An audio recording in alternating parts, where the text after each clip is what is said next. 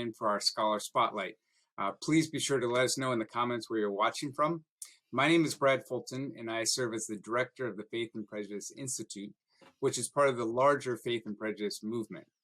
Our mission is to convene, equip, and mobilize churches to build bridges to racial equity. And at the Institute, we focus on curating and disseminating research on race and religion. As part of our Scholar Spotlight, today we're interviewing Dr. Patrick Reyes. Dr. Reyes earned a PhD from Claremont School of Theology and an MDiv from Boston University School of Theology, as well as a bachelor's degree from Sacramento State. He's currently the director of learning design at the Forum for Theological Exploration. He's also the host of the Sound of the Genuine podcast and the president of the Religious Education Association. Dr. Reyes has a passion for developing and supporting the next generation of BIPOC leaders and educators. Today we'll be discussing his new book, The Purpose Gap, Empowering Communities of Color to Find Meaning and Thrive. Thank you, Dr. Reyes, for joining us. Yeah, thank you for having me. So I'm eager to jump into your book, but before I do that, I'm really curious to know if you could share with us more about your background and how you sort of ended up in this place today vocationally. That's a great question. How did we end up here? I actually never know how I ended up here. I can tell you where I started, then we can figure out how I got here. But I grew up in Salinas, California, which is the Salad Bowl capital of the world. It's an education desert out in Central California.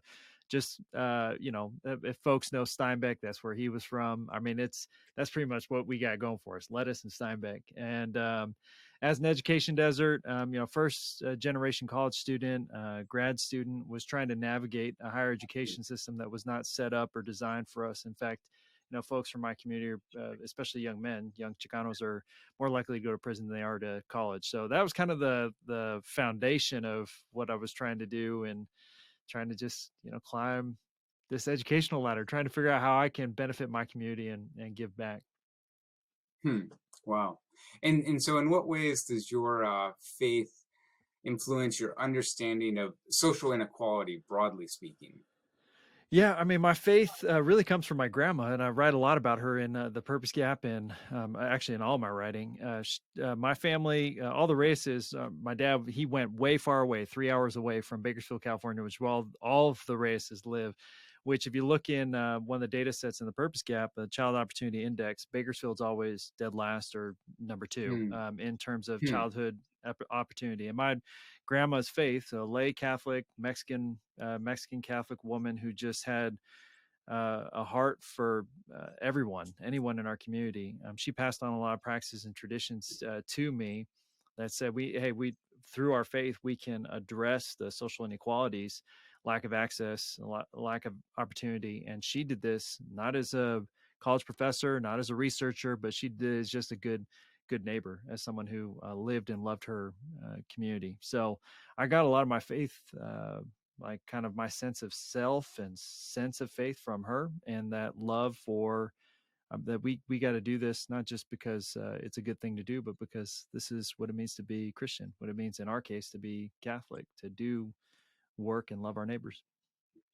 And so now you serve as the Senior Director of Learning Design for the Forum for Theological Exploration.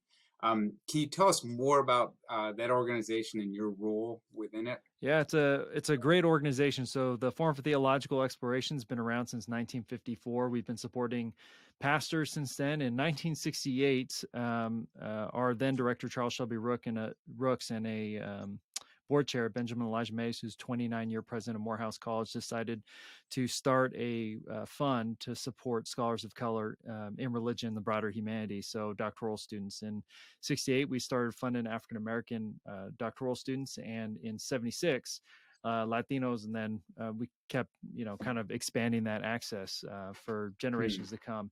That's the work that I came into. So when I started here more than 7 years ago, was to shepherd and lead that work, to offer fellowships and support through grants and professional development opportunities. So we have a great fellowship for if you're a scholar of color and thinking about doing religion in your doctoral program. You can get a fellowship from us at $30,000 and $1,500 travel stipend and mentors and professional development support. It's just a great program. And get to do writing retreats and help folks think about their research design. So that's a big part of my work. The other part is the research side. So I do a lot of research around vocation, meaning, and purpose with young adults who are exploring a call to ministry, and then how we work with both those groups, the young adults, doctoral students, and partners, and how they think about finding a call to serve in the church, and typically in more justice leaning oriented churches. So what does it mean to Hmm. really live into this call to serve our communities and serve this world when it's a broken planet? And it's a gift to see how folks are uh, naming and describing vocation, meaning, and call, which is really about my research as well. Yeah. Yeah. Well, I mean, when I went on the website for the forum and just learned more about the history of the organization, it's really, really fascinating. And I certainly encourage people to check out the link in the website, because it is what you guys are doing is very you have a rich history, but you have a very promising future, it seems like, as an organization. Yeah. So I appreciate you sharing a little bit about yourself and your background. It provides nice context for your book. And in the introduction of your book, you mentioned like the wealth gap, the education gap, the housing gap, and many other gaps, social equity gaps in society, as a way to introduce your concept of the purpose gap. And can you start by explaining what the purpose gap is and how it relates to these other gaps? Yeah, the purpose gap for me is the gap between someone finding their call and the opportunity or access to the resources necessary to pursuing that call. It came out of my deep frustration. Like I said, the FTE, our organization, focused on meaning, purpose, how young adults and doctoral students find their call. And a lot of the literature around vocational discernment has to do with an individual finding um, eh, kind of what does it mean to live a meaningful life, or to be called by God to serve a church or a community. And I got really, really frustrated with the fact that it never seemed to include anyone from my community. All that literature just kind of left us out. So what about those folks who are like me, grew up in an education desert, who don't have access to higher education, who don't have access to the many degrees in order to serve in a church or in higher education? So the purpose gap came out of this place of deep longing to see my grandma represented in a narrative of call and vocation, one that was communally oriented, one that said that it's not just about me finding my own sort of vocation and call, but being out on my own hero's journey, but really, what does it mean to lift up an entire community? How do we think about God calling an entire community? I think there's a lot in our text about that. Hmm. So it was a Hmm. deeper dive into some of the research around how do these various gaps, education gap, health gap, housing gap, wealth gap, these things are causing inequities in our society that are kind of limiting the potential to for certain communities and certain individuals to pursue their call, their passion, their purposes, if for no other reason they just don't have access to the resources and opportunities that some of other of us do. The analogy I use in the book is that when I'm a father, so when I put my kids down to bed, now I can imagine that there's some parents out there in this country, in the US, who say to their children, you can be anything you want to be, and they believe it. They actually can. And then there's the majority of us, especially folks of color, who are raising up kids who, we may say that, but the data suggests otherwise, that the access to Hmm. opportunities, when I say you can be anything you want to be, that's not accurate, tied to the Hmm. data. So what do we do with that? And I tried to tease out in the purpose gap, what are some resources and opportunities and new ways to think about designing our communities and our faith communities, so that way we can close that purpose gap, so we can speak a little more hope into this world. Hmm. And you really position it as a central concern. And I'm just curious, like, why do you see the purpose gap as being such a central concern in the context of all these other gaps that are out there? Why do you sort of focus in on purpose?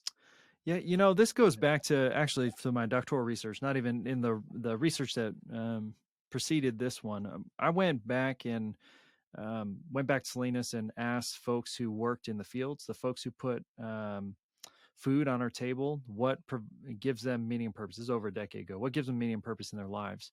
What in their spiritual and religious lives help them maintain a 10-hour workday for less than, mm, living below the poverty line and not even having work for less than 165 days, the majority of those folks. And the mm, stories and dreams that they had, I mean, mirror everything else that I'm hearing in kind of mainstream America. Like, you had folks who wanted to have access to the next generation to have a better opportunity than the previous one. So this for me, it was, well, why not them? And I think when I was writing The Purpose Gap, and doing some of this research, going back to some of those questions, but also realizing we were in a pandemic. So I had this moment where I'm writing, and in California, you have a global pandemic. You had California fires, so everything is on fire. And just to be completely transparent, my dad is driving into the packing plant to work when fire's less than a mile away to risk his life because of COVID-19.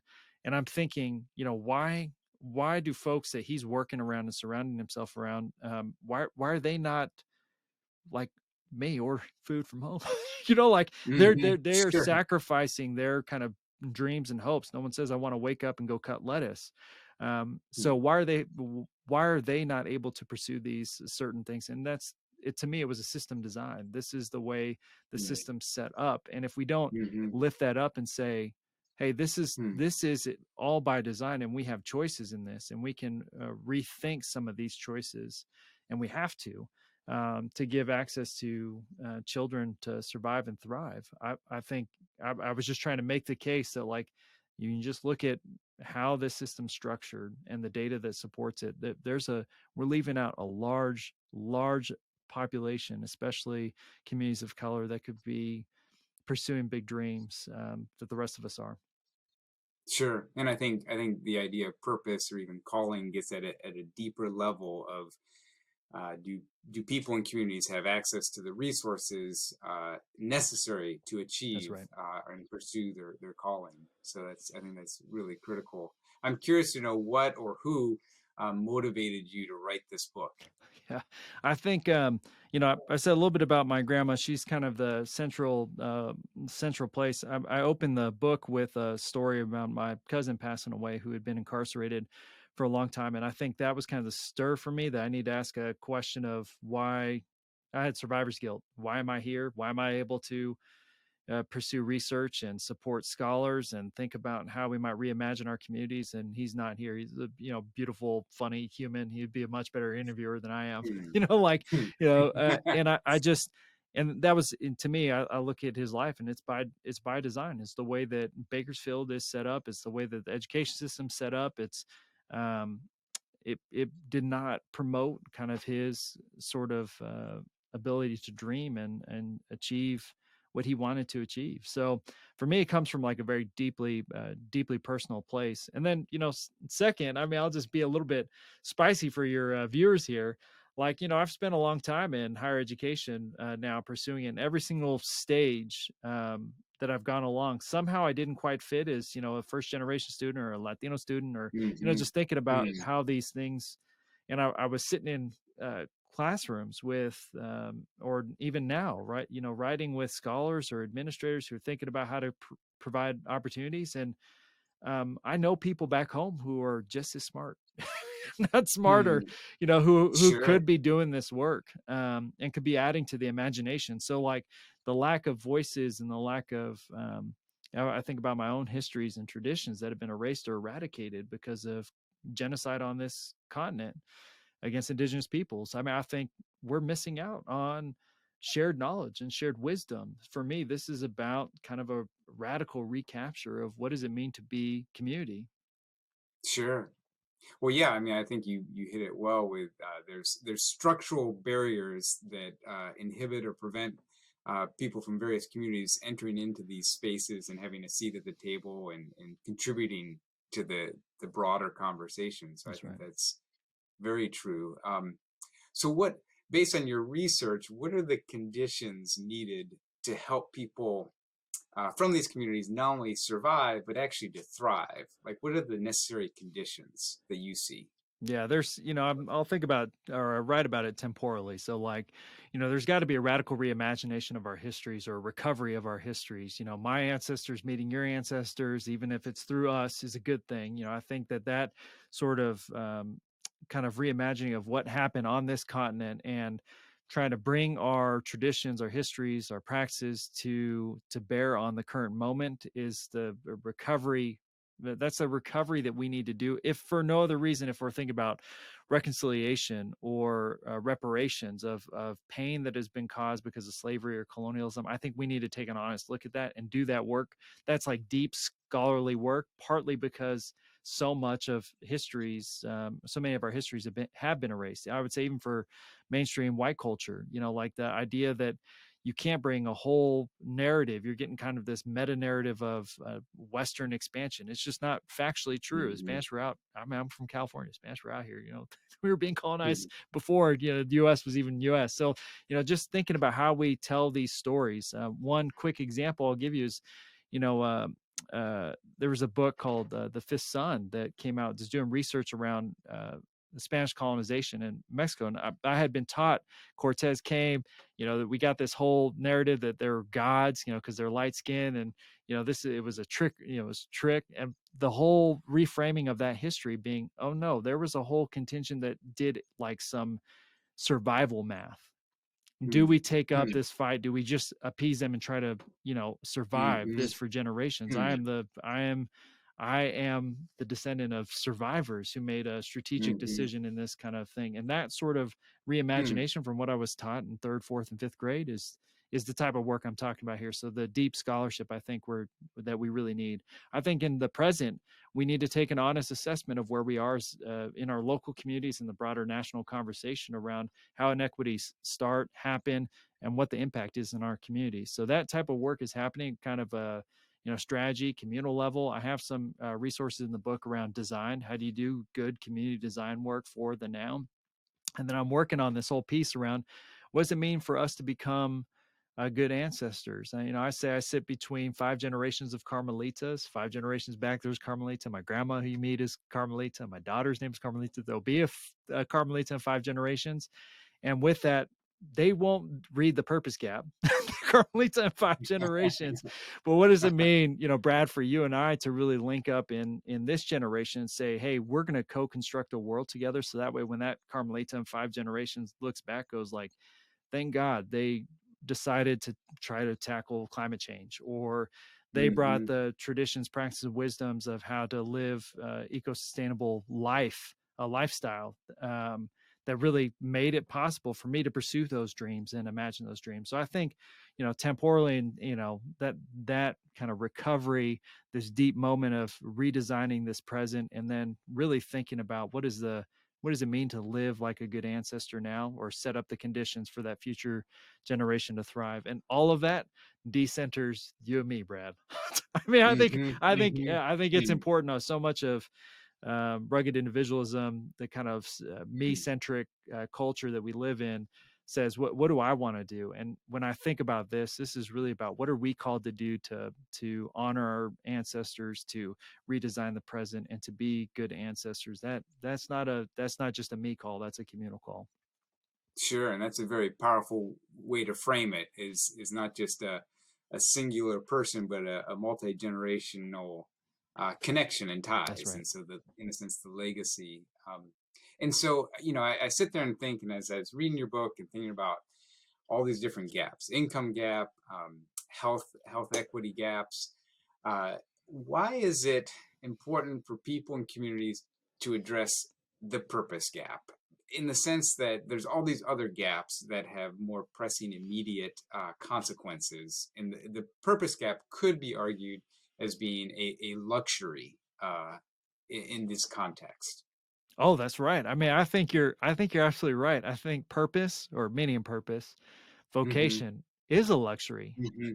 And I Hmm. don't think I don't think, at least as I was reading the literature around vocation, meaning, purpose, or self-help literature, that's really treated as a luxury. It's treated as something that whoever's able to pick up the book or has access to those resources can sit Hmm. down and think, oh, what do I want to be when I grow up? Or what do I want to do with my one precious life, if I'm borrowing from the poet Mary Oliver? Like, what is it about this moment that I'm that I'm uniquely called to. And that is a luxury, because some of us have to get up and go to work in the fields, or go to work and work manual labor. And so for me to really push this is to say, that conversation about meaning and purpose needs to be expanded. I just reading last week that, a 5-year-old today is going to live to 100. My daughter's 6. Like, there's a good chance. And so we have to think about how we design things, like how long childhood is. How long do you stay in school? How long do you work in the workforce? If you're going to live to 100, are you now expanding your work life to 80? I mean, these are some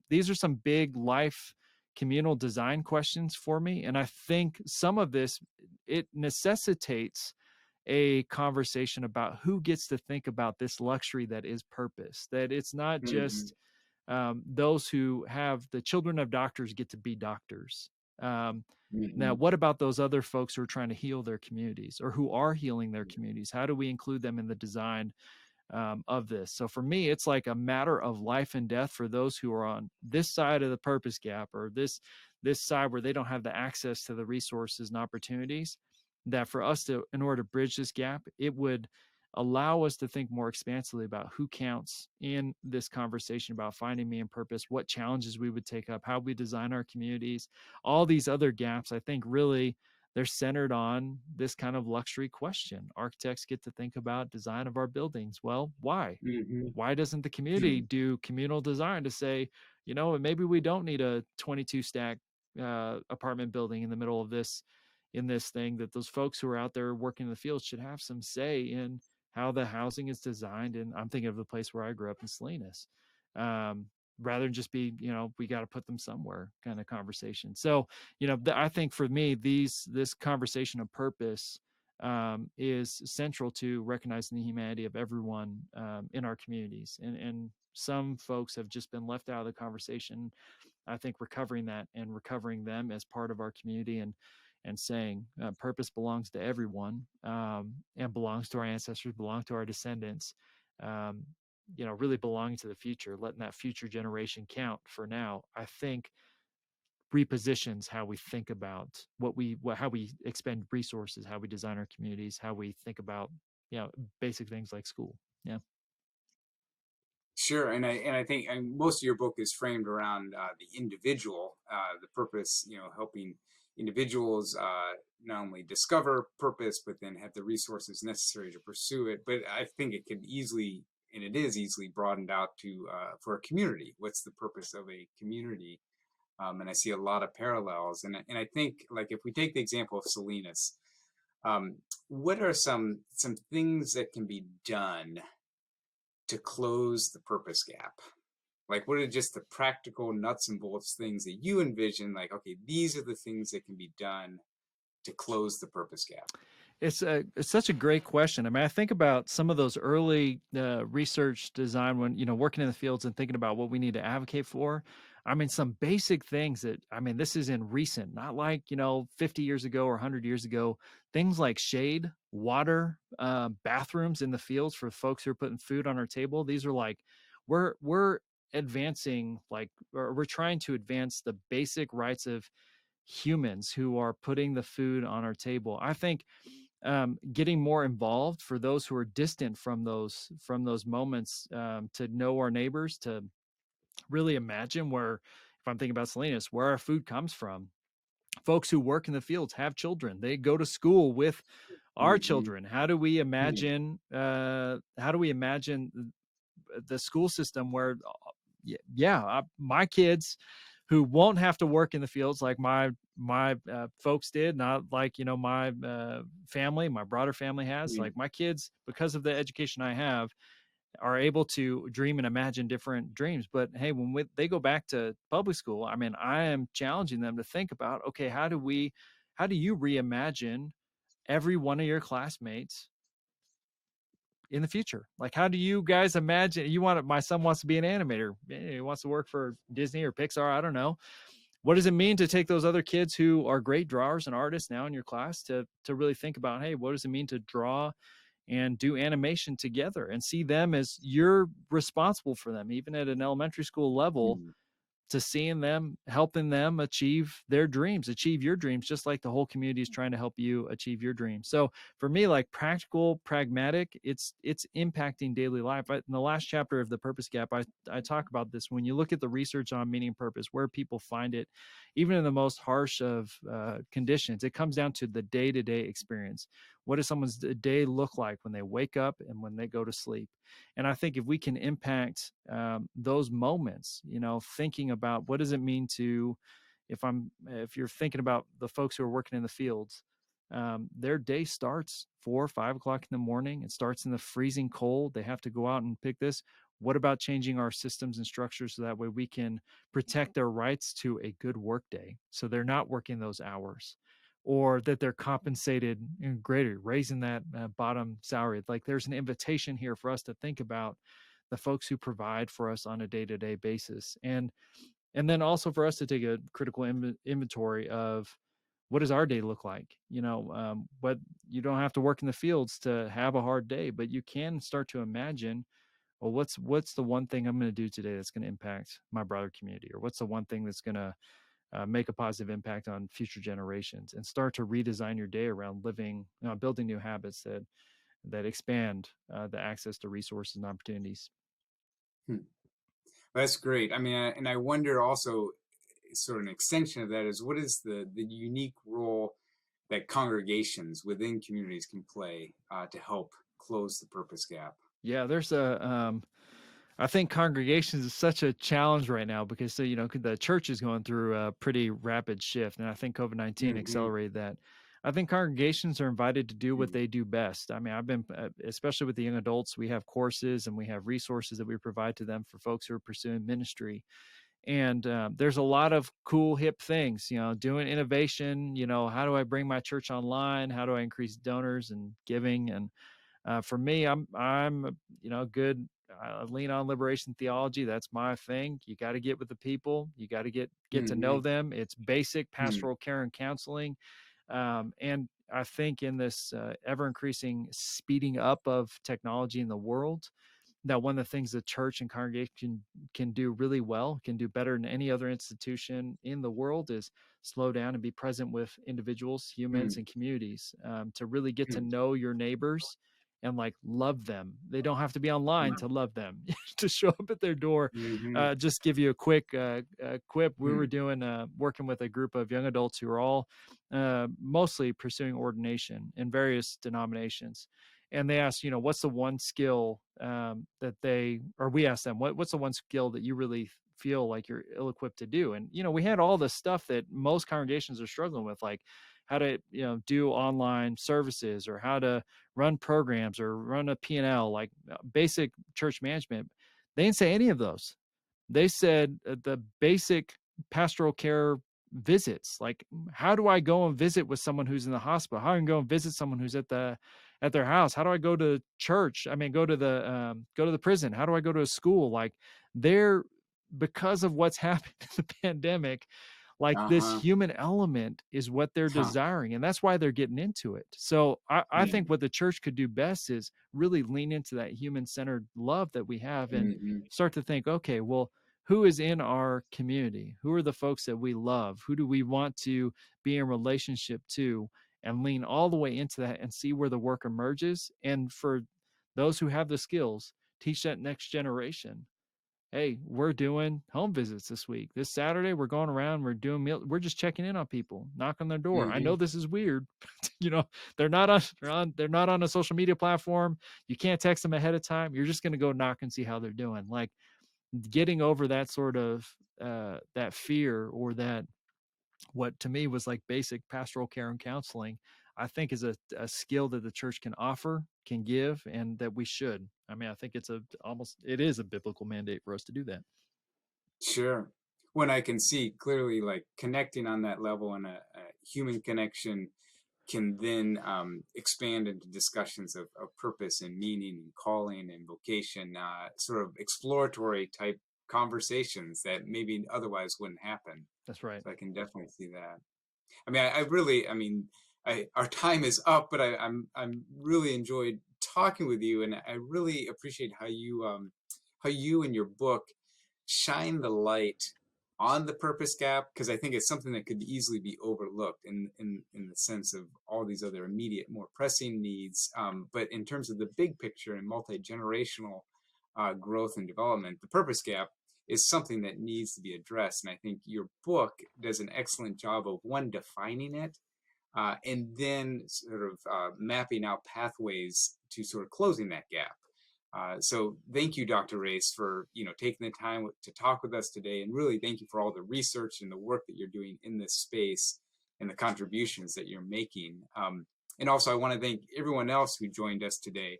If you want to learn more about Dr. Reyes and his work, I encourage you to check out his website. That'll be in the comments below. And also look at his book. We're going to include a link where you can find out where to purchase his book. Again, The Purpose Gap, and this is Dr. Reyes. Thank you so much for spending time with us today. Thank you so much for having me.